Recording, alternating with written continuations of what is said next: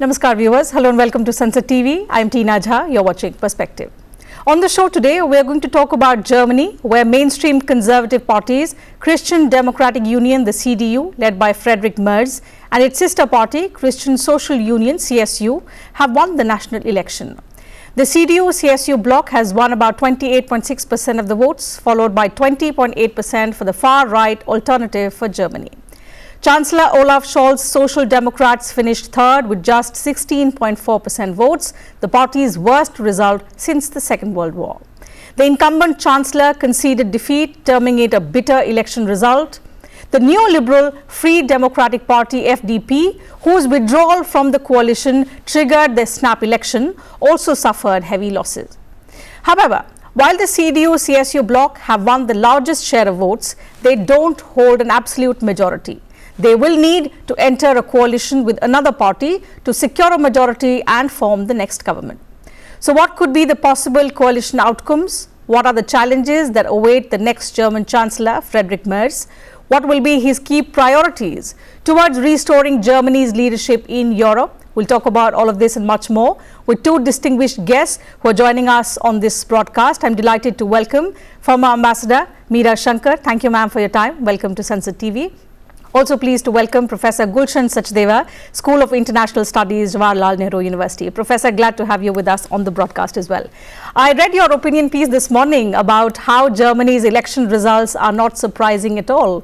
For the benefit of our viewers, do explain to us the significant issues that form the basis of dissatisfaction among the voters in Germany and which became the reason for the results going against the incumbent Chancellor Olaf Scholz SPD and in favor of the Conservatives. Well, thank you.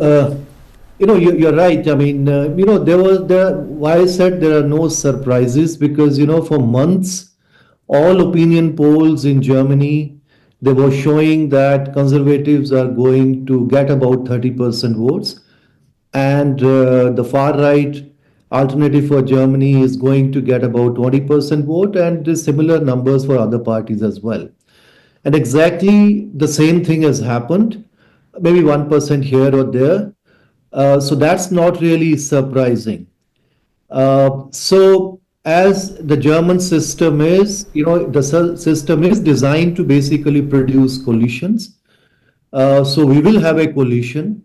But which particular coalition is going to be, that's time will tell. And sometimes it takes weeks, sometimes it can take months. But this time, I think it will be relatively easy, looks like, because some of the smaller parties, the Free Demo, the Democrat, which you mentioned, the Liberal Democrats, they are out, and some others. So as a result, their seats might be transferred to the bigger parties. So now even just two parties, the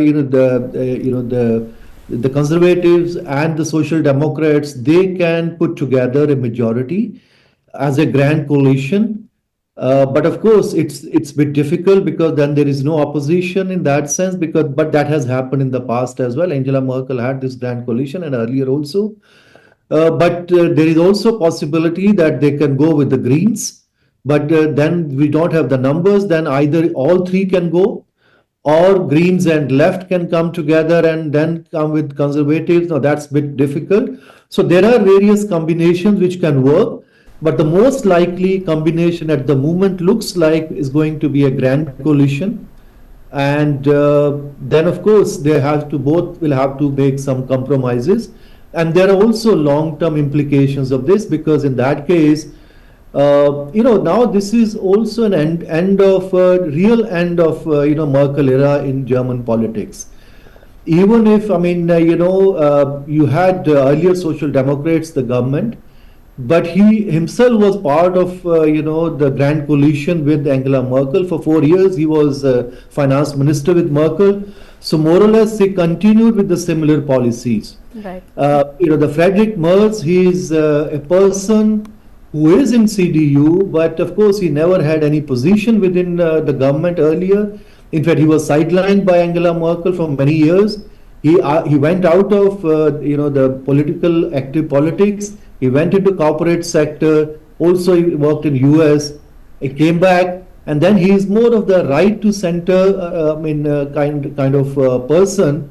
So now we have a very different kind of personality who is going to lead not just Germany but also perhaps possibly Europe, because Angela Merkel during her tenure, she was de facto leader of Europe. Absolutely. But after that, once she was not on the scene, then French President Macron tried to fill that gap for many years now. But now he himself is relatively ineffective because of domestic political difficulties, and now the whole the economy of Europe is struggling, and similar difficulties. The Russia is a major strategic challenge, and ties with the United States, transatlantic alliance is also in difficulties.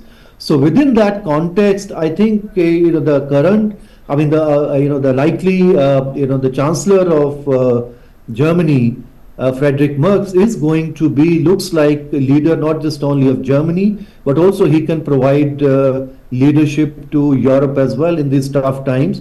That's what perhaps even Europe is also hoping. You're right. So, there are several political, economic difficulties at a time during which these elections have been held in Germany, Ambassador. So, how will he navigate through these challenges? How will he restore Germany's leadership position within the EU is something that we will come to in just a bit. But taking on from what, the professor said about the elections the results not being surprising, while the rise of conservatives may not have come as a surprise, or unprecedented given the dissatisfaction, something that was being spoken about in the run-up to the elections, the AfD doubling its support in just 4 years to nearly 21%, now spreading out from its support base in the east to become the second largest political force in Germany's parliament. How surprising is that? And how do you see now the spread of the AfD within Germany? Look, it's not surprising, because there has been growing dissatisfaction in Germany over two issues. One has been the issue of immigration, especially since Chancellor Merkel agreed to take in 1 million refugees. And this has been exacerbated by some recent incidents in which asylum seekers had engaged in acts of violence in Germany in public places. So a heightened anti-immigrant feeling in Germany, and that is where AfD takes a strong position. It says that it will seek to deport not only those who are illegally in Germany, but also those who are present there legally. So it takes a very tough position on immigration. Second issue which caused dissatisfaction was the economy, because the price of the war in Ukraine is being paid by Europe. Germany, which was at the crossroads of the energy linkages to Russia, severed those linkages along with Europe. Gradually, they've been reducing those linkages and importing oil and gas from elsewhere. So the conflict in Ukraine triggered a search for alternative sources of energy which were more expensive than Russian energy supplies, and led to both shrinkage, particularly of small and medium industries, which felt they couldn't afford those high energy prices, and inflation, which troubled the consumer. The inflation, I think the Germans managed to get under some control, and now it's been in the region of 2.4, 2.6%. But average inflation in Germany has only been around 2%. So even this is seen as a bit on the high side. But more to the point, the economy stopped growing. It's been for the last 3 years in either recession or really slow growth mode. So like this year, the growth is expected, GDP is expected to grow at 0.3%. So as one commentator said, the German economy over the last 3 years has been in permanent crisis mode. Now, both these issues were something with which the ordinary voter was unhappy, and they made that unhappiness known. So the CDU, CSU, which is the other mainstream of the two major parties in Germany, has won, 28.6% of the vote, but because of this dissatisfaction, particularly on the immigration issue, the AfD increased its share to almost double, 20%, Yes. 20.8%, I yes. think, is what they've got. And that's almost double what they had in the last parliament. They've also beaten the Social Democrats, which have traditionally been, one of the two major parties in Germany, because the Social Democrats have got 16.4%, a drop of 9% for them, and their worst showing probably since the war, the Second World War. So it's a pretty dismal showing for the Social Democrats. I think the public is also expressing its dissatisfaction with the leadership that Scholz failed to display on the issue of Ukraine. If you hark back to Chancellor Merkel, when the Russians moved into Crimea and America was pushing for sanctions, extended sanctions on Russian energy supplies, she instead sought to negotiate with Russia, and along with France, Russia and Ukraine, they worked out the Minsk Accords, which basically provided for a ceasefire, cessation of hostilities, and greater autonomy by Ukraine to the people living in eastern Ukraine. Now, as it happened, the Minsk Accord was never implemented, but Merkel was able to stave off pressure to have energy sanctions because she knew how hard it would hit the German economy. Right. Scholz never ever placed this issue squarely in the public sphere, saying these are the costs that Germany will have to bear. Are we ready for it? If so, we can have a policy like this. But if not, then we have to, have a more moderate stance. But I think he failed to show leadership. You're right, and that's why perhaps for the new Chancellor, there will be several challenges on the economic front, on the issue of immigration.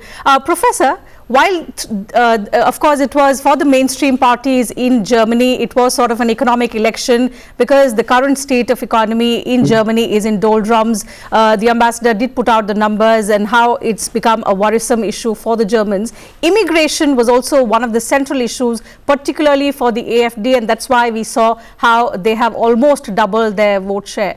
But interestingly, CDU leader Friedrich Merz as well took a tough stance, and which was a clear change from Angela Merkel's open door policy of 2015. So now, can the world expect, can Germany expect tighter immigration policies under Merz?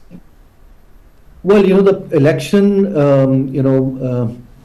campaign is something very different. Policies are always very different after elections. Since he realized that immigration is a major issue, and that's one reason why far-right party is gaining. He himself is more of a, as I said, right within the conservative further right. So he also took position which is more hawkish compared to others in the party. But once you are in a coalition, which he will have to have a coalition with other parties, whether with the Greens or with the Social Democrats and with other parties, then of course there would be certain pressure on him not to have the similar kind of policies, because the economic reality of Germany is that you do need people from outside, and without that the German engine is not going to work. Now, only thing is that how you can refine your policies, you can control your in some one way or the another. You may not have the similar kind of open door policies which were announced by Angela Merkel in 2015. But the fact of the matter is that the multiculturalism within Europe has been failed, and there are issues of security issues. There are incidents happening almost every week in any part of Europe. So that's creating a very different kind of mood within Europe. Then all these far right political parties are raising this issue, and he himself also raised this issue. But there is also a danger, because if actually instead of raising this issue in the similar manner as these far right parties are raising, and you can actually you can have a more I would say mature discussion, because within your own party, within the as a policy maker, within the public, maybe in the long run you can resolve this issue in a better manner. Because if you also start raising the similar manner as the far right parties are actually doing, you may gain a little bit during elections, as he has been able to win election, but then with coalition you may not be able to implement the policies the way you would like to do, and because there are compulsions of coalition. And then all these far right parties would perhaps again would say that you can't really trust these people because they are still not very serious about immigration issues. And then this is how year after year, election after election, you can see in every country in Europe, all these far right parties are actually raising their numbers. They were not there in the system is designed in most of the European countries that unless you have a certain percentage of votes, you can't really enter the parliament. And many of these far right parties, not just in Germany but in other countries as well, they were all there, but they were not able to enter the parliament because they were on the fringes. Right. But what is happening in the last 15-20 years now, that first they enter into the parliament, start raising these issues. Now in many countries they are part of the coalition government. In some countries they are ruling. And here, even in the large country like Germany, where you have all these kind of system which has been there, which in fact the US vice president, he in fact very critical of the kind of system they have, that no political party would basically work with far right parties. There is a, now even if you don't work with them, but ultimately slowly and slowly they are becoming a big force, and you have to reckon with them. So if you don't deal them politically, you also start raising the same issues, then I think in the long run it will be very difficult for these parties or so-called mainstream parties to really fight with them. Right. The same is also happening in France. But in France, since you also have in parliament, they didn't allow, Marine Le Pen's party to kind of, get into the government. But France, you also have the parliamentary direct election, so that's a different game altogether. We'll think. So this is happening. So still the European mainstream political parties, conservative, socialists, liberals, they tried for many decades to kind of keep these parties away from parliament and also away from ruling coalitions or in the parliament. But now I think things are changing, and they really don't have any answer to this.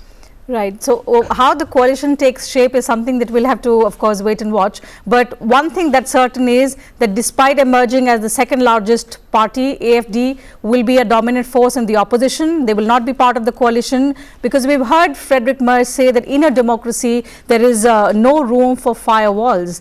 But Ambassador, a coalition of the Conservatives, the Social Democrats and the Greens, which is the most likely outcome because a coalition would be needed to form a government. How do you see this coalition pose a challenge to policy coherence? Will there be a coalition constraint which will in a way restrict Merz's agenda? Look, in the past there have been grand coalitions in Germany between the CDU, CSU on the one side and the SPD on the other. It's as if the BJP and Congress were together in a coalition, but they managed it and it lasted its full term under Angela Merkel. That was the last grand coalition there was. The only danger in this that I see is if both the major parties are in government, then the opposition space gets occupied entirely by the AFD, and this could redound to their benefit further down the road in the next election. So would the two major parties be happy to give the entire opposition space to the AFD? Yes, of course, there are the Greens who have won, I think, 11.6 or 8% of the vote, and again down from their last election. And then there's Die Linke, the left, which has won 8.8% of the vote, enough to get into the parliament. They've crossed the 5% threshold, but a coalition between the CDU and Die Linke seems unlikely. They are the left who have, emerged in East Germany following the collapse of the Communist Party. They, in a sense, see themselves as the successors or inheritors of that tradition. But they also have an equally strong stance on immigration, and they also have a different view on Ukraine. Like the AFD also has been saying that, Germany should resume buying energy from Russia, and the Die Linke also urges a different relationship for Germany with Russia. So there are similarities between the positions of these two parties on several issues. But I think the CDU, CSU would find it difficult to have a coalition with Die Linke. So if, as Merz says, AFD is not something he's going to consider, then the possibilities are either with the Green Party and outside support from SPD on issue-by-issue basis, or a grand coalition with the SPD. These are the two possibilities as I see it. Professor? The Liberal yes. Party, which was also in the government, had it crossed the 5% threshold, it would have made it easier for the Christian Democrats to form a coalition without the SPD and without the AFD. But they didn't, so now they don't have seats they will not be able to be represented there. And that's a big fall for the FDP as well, because traditionally, though they were a small party, initially there used to be only three parties in Germany, the CDU, CSU, the SPD, and the FDP. So though the FDP was the smallest, it was always in the government because neither could form a coalition without it. And so it used to be called the dog which wagged the tail. This time they are not there at all. So they also need to relook their politics. So do the socialists, so do the Greens, because they've all suffered a setback. And for the CDU, CSU, the challenge is going to be, they will be tougher, I think, on immigration, but not the way the AFD wants. They might tighten border controls despite European policy on open borders. They will have border controls in place probably, and they might tighten rules pertaining to giving political asylum to refugees, because the situation in Afghanistan, in Syria, in Iraq, from where the refugees had mainly come when Merkel had announced an open door to 1 million. Though the situation in these countries is stabilizing, it's not as volatile as it was at that time. So probably the rules on political asylum might be made tighter, border controls could be made tighter rather than having open borders. and they might be a little more robust in terms of deportation of people who are there illegally. Right. But legal immigration is something the Germans would like, or at least they have these, temporary work permit programs, including with India, where they give visas for 5 years or whatever, and people can go and work there and then come back, because they have a demographic decline and a skills shortage, including of engineers. So every country wants not to be caught in a bind where they don't have the kind of people needed to actually ensure that their economy runs well.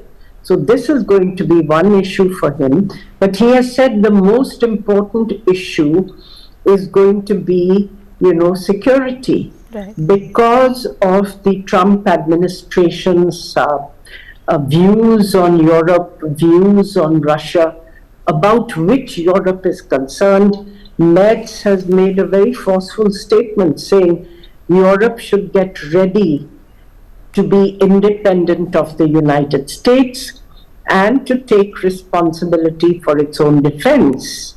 He believes that NATO may or may not survive. So going to the NATO summit, he says this is going to be his primary challenge at the moment. How do you ensure Europe's security in the future, preferably with the United States, but without the United States if necessary? So he's made some pretty strong statements. In fact, Professor, you've also written about this change in perspective that the upcoming German Chancellor has on his views about the United States. He's called for greater independence from the US. He's even expressed doubts about NATO's future, something that Ambassador spoke about. Does that mean the world could witness a seismic shift in the US-Europe relations? Well, shift is already taking place now, and they are realizing that things have changed. And in fact, we are discussing about domestic politics, coalition building. I think these are the things anyway they will settle. They know that every coalition, after every election, they'll spend time, and they are now expert in doing all that stuff that they will do. So the major challenge, as Ambassador mentioned, apart from, of course, the domestic economic issues and the overall decline in competitiveness of the German and the European economy, is really the security issues. Now, the transatlantic relationship, their security dependence on the US and the NATO, that was always given. And, he would have been actually the most pro-American German president, German Chancellor, in fact. Because, the kind of linkages he had with the United States, the kind of time he spent also with American companies and others. But, suddenly he is in a position where, things have just changed. The President Trump is just sidelining Europe when he is talking to on the major security issue for Europe with Russians. And, they have absolutely no idea what future lies for them. It's not just, he's not talking about only about independence. He's not talking about uncertainty of the future of NATO. He is also talking about the nuclear issues. That, we have two nuclear powers in Europe, today, France and the United Kingdom. They do not have nuclear power because of their own past, and, they would not like to develop. But they're now looking that, without US nuclear umbrella, can perhaps only the European nuclear powers can provide nuclear umbrella to other European countries. Right. So there is, as you rightly mentioned, there is a seismic shift which is taking place. And President Trump from the US has not made any things, unclear. He's making those things very clear to the Europeans that these are your responsibilities. You have taken enough from the support from the United States. No, I'm not going to do that. You have to increase your defense spending. You have to take care of all your security responsibilities. That's why I said, for Ukraine, this is your problem. In between, we have big ocean. That's not really a problem for us. So why we are spending billions and billions, hundreds of $1 billion, what he says, and that, and he want to, in fact, recover all the money from Ukraine. So this is really a major challenge for Germany, and in that sense, the leadership in Europe was kind of missing after Angela Merkel, and he perhaps may emerge because it's a largest economy. He has just been come to the scene, and because President Macron from France, I mean, he's on his last 1 or 2 years. He's not going to be there on the scene. So for the next 4 years or maybe longer, he's going to be there in Europe, and Germany always has the potential to provide that kind of leadership. So in this kind of crisis time when you have in Europe, economy is in trouble, as I said, there's serious security issues here. And then the main, thing about transatlantic alliance, there are all kind of questions. They will try to, convince Americans that, that's not in their benefit. Only yesterday, the President Macron was there. The UK Prime Minister is going to be in the United States. And, very soon, I'm sure, German Chancellor also would be talking to, once he's sworn in as a German Chancellor with the Americans even before that. So they would try to keep convincing, but they know that things are not moving in that direction, and that would also not the issue is not just only about what would happen in Europe and in the transatlantic alliance. They are also looking very seriously now their relations with China, with countries like India, because ultimately, if you are not dependent on the US on your security and other economic issues, then which are the other countries? China, they were always, I mean, Germans were the one who were basically pushing for very close economic relations with China. Right. Only Angela Merkel in the last days of her, the EU presidency, she was the one who pushed basically for investment agreement with China, which others somehow later on many other things happened that it was still under, it's frozen because of European Parliament has not really ratified that. But many things can come back. Because if you're not, if you're moving away slightly from the Americans and transatlantic thing, then you have to build other alliances, or if not alliances, at least other partnerships. In fact, Professor, that leads me to the next question about the impact of the India-Germany relations now.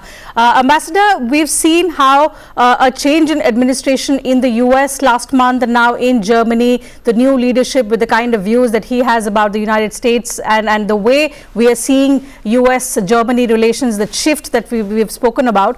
What kind of impact do you see a change in leadership in Germany having on the India-Germany relations? I don't think that there will be any significant shift in the relationship, because in Germany there will be continuity. Friedrich Merz is from the same party as Angela Merkel, while he's more conservative than Angela Merkel, who was a more centrist leader. I don't think that this is going to impact the relationship with India. Germany is our largest trading partner in the EU, and it's also, I think there are, over 200 German companies in India. Of course, there's a degree of technological partnership, and they also are important for India in terms of the partnership on green and renewable energies, which has been in place. While Friedrich Merz may not adopt such a green agenda as the SPD cum Greens coalition had adopted, I don't see him really rolling it back either in a very significant way. So I do think that the renewable energy partnership with Germany has established with India will continue, and I hope it does, because on the other hand, the US is freezing funding for all green partnership programs. So I think Europe will have to step up in a sense in the developing world to ensure that we don't fall back in a very significant way on the issue of climate change. Now, the third major challenge, the first was immigration and security, and then now the third challenge which Friedrich Merz faces is to revive the economy. And it's not really clear what kind of policies he will adopt, but people are hoping for more radical reforms or bigger reforms than the incremental approach that Germany has followed so far under Merkel and the SPD. Right. So something to watch out for. It's not going to be easy because at the same time Germany faces turbulence in its main market, the US, where the US is talking of imposing tariffs against Europe and cutting back on its security support to Europe, getting Europe to spend more. So all in all, a very difficult time, I think, for the German Chancellor to be assuming leadership. And we'll have to wait and see how he meets these challenges and to what degree he's successful. You're right. And since German coalitions take months to negotiate, so Olaf Scholz right now is going to lead a caretaker government for the next few weeks at least. But with the kind of challenges that Friedrich Merz faces, something that we've spoken about on this program, how he prioritizes key issues that have dominated the elections is something that will be keenly watched. Time allows me to take up only that much on this edition of Perspective. I'd like to once again thank both my guests, Ambassador and Professor, for joining in and sharing your thoughts and perspectives with us and our viewers. To you viewers, thank you very much for your time as well.